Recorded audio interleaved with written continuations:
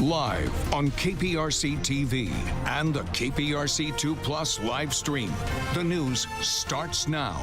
I like the direction that we're going in. Do we have a lot more work we can do? Absolutely. But at least we're going in that direction. Well, crime data shows murders, rapes, and other violent crimes are down in Harris County. However, property crimes like auto theft have actually increased. Good evening, everyone, and thank you for joining us. I'm Keith Garvin. I'm Daniela Guzman. KPRC2's Rowan Belogan is crunching the numbers and joining us now live from Southwest Houston with those numbers. Rowan.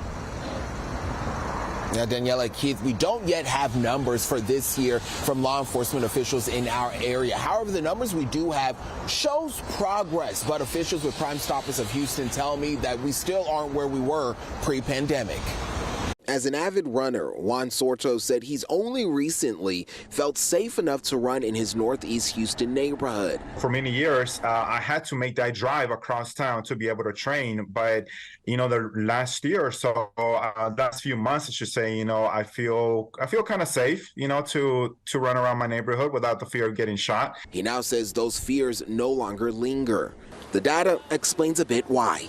According to the Department of Public Safety, violent crime in Harris County is down from 2021 to 2022. HPD's numbers show murders dropped from 464 in 2021 to 429. Rape, 1,171 to about 1,100.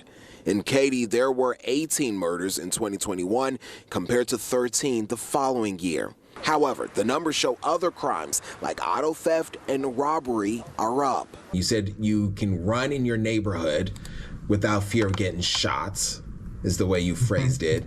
Yeah. But there is also the issue of possible theft in your home. So talk to us about that duality there. It's very interesting because, when I'm out, I feel safe. But when I come back to the house, which is my castle, right, that's where the perception changes. While we're trending positively with violent crime, the other crimes, that's the one that's really going up. Yeah, what we're seeing is theft, and we're seeing some of the other property crimes. And I think a lot of it is how we're handling defendants who are charged with these crimes. When you classify so-called non-violent crimes, they're the ones that are getting out on the PR bonds. Sorto said he'd like to see more officers patrolling his neighborhood. There needs to be more of a community outreach from the police, which they have done, and they do, but there's not enough.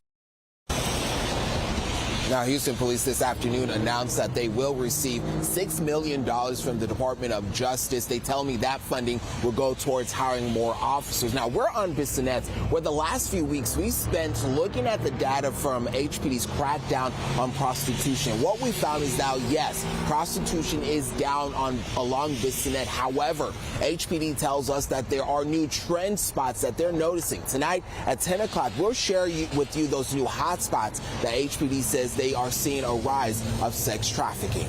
Live in Southwest Houston, Roman Belogan, KPRC 2 News.